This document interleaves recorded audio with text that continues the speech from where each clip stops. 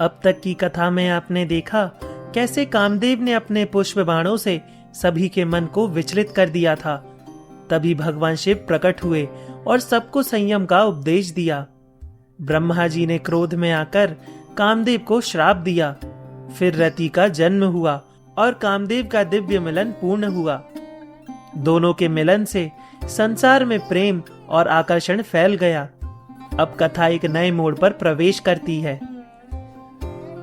अध्याय 3 वसंतागमन और शिव मोहन की योजना।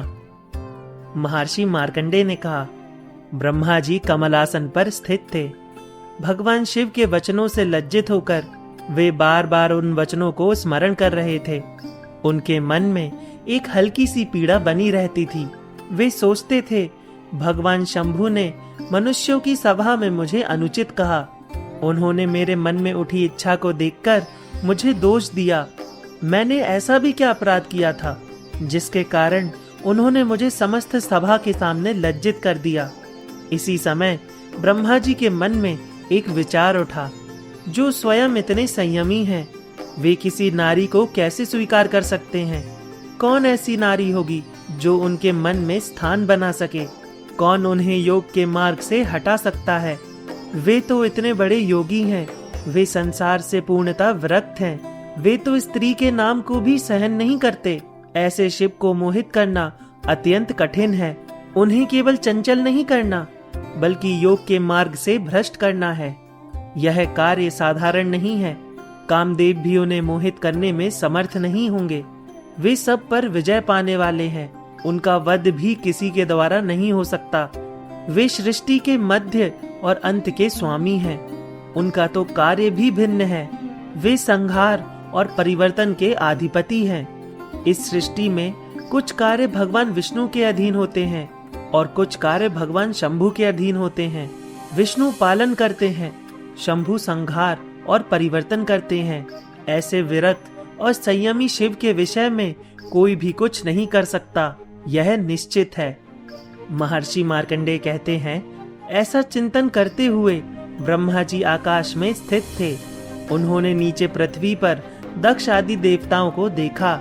वहां कामदेव अपनी पत्नी के साथ उपस्थित थे। वे दोनों अत्यंत शोभ्यमान दिखाई दे रहे थे। उन्हें देखकर ब्रह्मा जी वहां आए।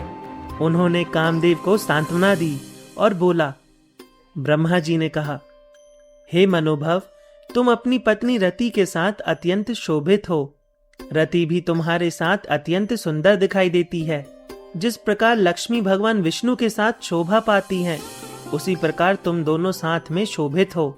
जैसे चंद्रमा से रात्रि शोभा पाती है और रात्रि से चंद्रमा की शोभा बढ़ती है, वैसे ही तुम दोनों एक दूसरे को सुंदर बनाते हो। तुम दोनों का यह दाम्पत्य अत्यंत उत्तम है। इसी कारण तुम जगत में विशेष स्थान पाने वाले हो। तुम विश्व केतु कहलाओगे, अर्थात समस्त जगत में तुम्हारा प्रभाव रहेगा। जहां तुम होगे वहां मन खिंचा जाएगा। हे वत्स, अब तुम एक महान कार्य करो।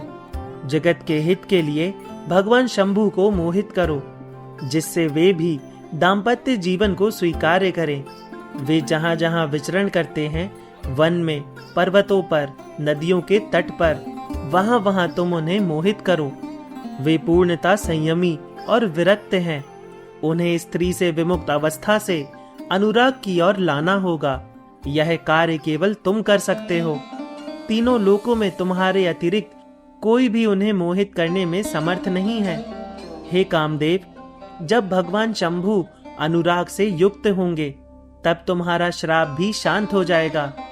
इसीलिए यह कार्य तुम्हारे लिए भी हितकारी है। जब वे दाम्पत्य को स्वीकार करेंगे, तब तुम्हारा भी कल्याण होगा। अतः तुम पूर्ण प्रयास करो। भगवान शंभु को मोहित करके इस सृष्टि के कार्य को आगे बढ़ाओ।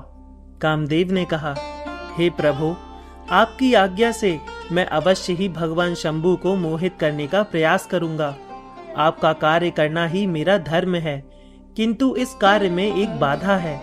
भगवान शंभु अत्यंत संयमी और योगी हैं। उन्हें केवल बाणों से मोहित करना पर्याप्त नहीं होगा। उन्हें पूर्ण रूप से आकर्षित करने के लिए एक योग्य नारी आवश्यक होगी। ऐसी नारी जो उनके मन में प्रवेश कर सके, जो उनके योग को भंग कर सके, जो उन्हें अनुराग की ओर ले जाए। हे प्रभु, मैं ऐसी किसी नारी को नहीं देख पा रहा हूँ जो भगवान शंभु को आकर्षित कर सके। वैसी कोई अभी उपस्थित नहीं है। इसलिए आप ही ऐसी दिव्य नारी की रचना कीजिए जो अत्यंत सुंदर, मनोहर और प्रभावशाली हो, जिनके द्वारा मैं भगवान शंभु को मोहित कर सकूं, जो उनके हृदय में स्थान बना सके। हे जगत को धारण करने वाले, अब यही उपाय करना उचित है। आप कृपा करके ऐसा उपाय करें जिससे यह कार्य सफल हो सके।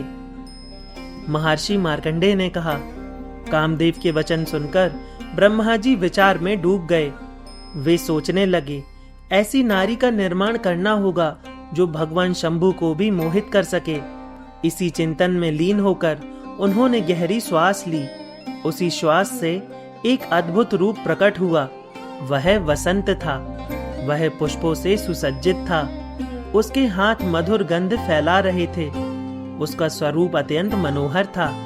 वह ऐसे शोभित था मानो पुष्पों से भरा हुआ वृक्ष हो। उसके चारों ओर भंवरों का समूह मंडरा रहा था। आम के वृक्ष में कोमल कलियां खिल उठी। वन में डाक के लाल पुष्प शोभित होने लगे। वसंत का रूप अत्यंत आकर्षक था। उसका वर्ण रक्त कमल के समान था। उसकी आंखें ताम्र आभा से युक्त थीं। उसका मुख पूर्ण चंद्रमा के समान शोभ्यमान था। उसकी नासिका सुडोल और सुंदर थी। उसके कान शंख के समान सुंदर थे। उसके केश घुंघराले थे। उसका वक्ष स्थल बलवान और विस्तृत था। वह संपूर्ण लक्षणों से युक्त था। इस प्रकार वसंत का प्राकट्य हुआ। महर्षि मार्कंडेय कहते हैं, वसंत के प्रकट होते ही चारों ओर परिवर्तन होने लगा। मंद और सुगंधित वायु बहने लगी। उस वायु में मधुरता और आकर्षण था। सभी वृक्ष पुष्पों से भर गए।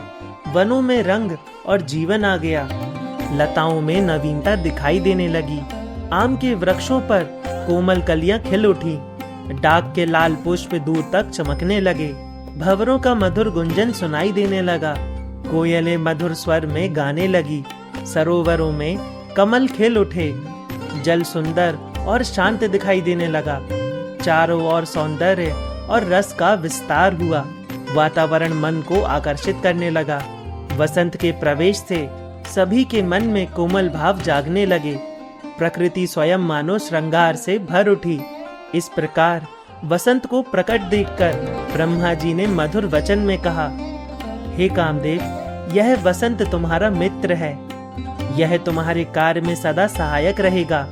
जैसे अग्नि का मित्र वायु होता है, जो हर स्थान पर उसकी सहायता करता है, उसी प्रकार यह भी तुम्हारा सहायक होगा। जहाँ जहाँ तुम जाओगे वहीं वहीं तुम्हारे साथ रहेगा। यह सदा तुम्हारा अनुगमन करेगा। इसका नाम वसंत होगा, क्योंकि यह हृदयों में वास करके मधुर भाव उत्पन्न करेगा। इसका कार्य है सबके मन को प्रसन्न करना। यह संसार में श्रृंगार और आनंद बढ़ाएगा। इसके आने से मलय पर्वत पर चलने वाली सुगंधित वायु भी बहने लगेगी। यह सबके मन को कोमल और आकर्षित करेगा। जो भाव तुम्हारे प्रभाव से उत्पन्न होते हैं, वे सब इसके साथ और भी प्रबल हो जाएंगे। हाव भाव और कलाएं भी इसके प्रभाव से जागृत होंगी। यह रति के साथ भी सौहार्द और मधुरता बढ़ाएगा। इस प्रकार यह वसंत तुम्हारा सच्चा सहचर और मित्र है। महर्षि मार्कंडेय ने कहा। वसंत को सहचर बनाकर ब्रह्मा जी ने कामदेव को फिर कहा, हे कामदेव, अब समय आ गया है। तुम अपने सभी सहचरों के साथ इस कार्य को आरंभ करो। वसंत तुम्हारे साथ है। रति तुम्हारी सहचारिणी है। ये सब तुम्हारे कार्य में सहायक होंगे। अब तुम मिलकर भगवान महादेव को मोहित करो। उनके मन में अनुराग उत्पन्न करो। उन्हें दाम्पत्य की ओर प्रेरित करो। यही सृष्टि के विस्तार का मार्ग है। तुम जहाँ उचित समझो वहाँ जाओ। जिस स्थान को तुम चुनोगे वहीं यह कार्य सफल होगा। मैं भी उस कार्य में तुम्हारी सहायता करूंगा। मैं ऐसी शक्ति उत्पन्न करूंगा जो भगवान हर को भी आकर्षित कर सके। तुम पूर्ण प्रयास करो और इस कार्य को सफल बनाओ। भगवान शंभु को मोहित करके इस सनातन सृष्टि को आगे बढ़ाओ। महर्षि मार्कंडेय कहते हैं, ब्रह्मा जी के वचन सुनकर कामदेव अत्यंत प्रसन्न हुए। उनके मन में उत्साह भर गया। उन्होंने इस कार्य को स्वीकार किया। अपने सहचरों और रति के साथ वे आगे बढ़ने को तैयार हुए। उन्होंने प्रजापति दक्ष को प्रणाम किया। उन्होंने मारीच, अत्रि और अन्य मुनियों को भी प्रणाम किया। सभी को नमन करके वे वहां से प्रस्थान करने लगे। वे अपने गणों, रति और वसंत के साथ आगे बढ़े। उनके साथ केवल लोग नहीं थे, बल्कि साथ में भाव भी चल रहे थे। श्रृंगार, आकर्षण और मधुरता उनके साथ प्रवाहित हो रही थी। लज्जा, चितवन और कोमल भाव उनके चारों ओर फैलने लगे। मन में अनुराग, उत्सुकता और हल्की चंचलता जागृत होने लगी। हाव भाव और कलाएं भी मानो उनके साथ चल रही थी। वातावरण धीरे धीरे मोहक और आकर्षक बनता जा रहा था। जहां वे बढ़ते वहां मधुरता और आकर्षण फैल जाता। इस प्रकार कामदेव अपने सहचरों सहित आगे बढ़े।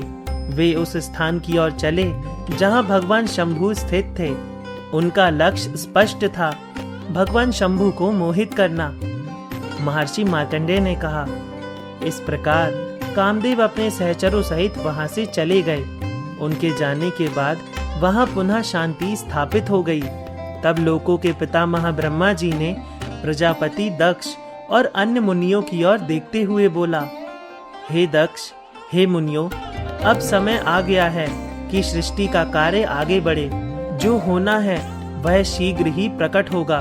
भगवान शंभु का यह परिवर्तन संसार के लिए आवश्यक है। इससे सृष्टि का कार्य आगे बढ़ेगा। तुम सब धैर्य रखो और आगे होने वाली घटनाओं को देखो। अब एक नई लीला आरंभ होने वाली है, जिसमें अनेक रहस्य प्रकट होंगे और सृष्टि का मार्ग एक नए रूप में आगे बढ़ेगा। इस प्रकार हमने श्री कालिका पुराण के 3रे अध्याय का समापन किया। आगे के अध्यायों को जानने के लिए हमारे YouTube channel the Hindu script को सब्सक्राइब करें और बेल आइकन को दबाएं।